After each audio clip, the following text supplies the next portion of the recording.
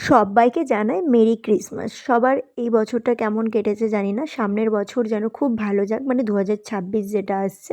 তো এখন আমরা এখানে পিকনিকের জন্যে বসে গেছি। তো বেজে গেছিলো রাত ১২টা, তো ২৫ ডিসেম্বর পড়েও গেছিলো। তো ভাবলাম যে তোমাদের সাথে ভিডিওটা শেয়ার করি। আজকে তো আমরা বেশি লোক নেই পিকনিকে, তো কয়েকজন আছি। তো চলো পুরো ভিডিওটা দেখবে আর সঙ্গে থাকবে। আর কেমন লাগলো অবশ্যই আমাদের সবাইকে জানাবে।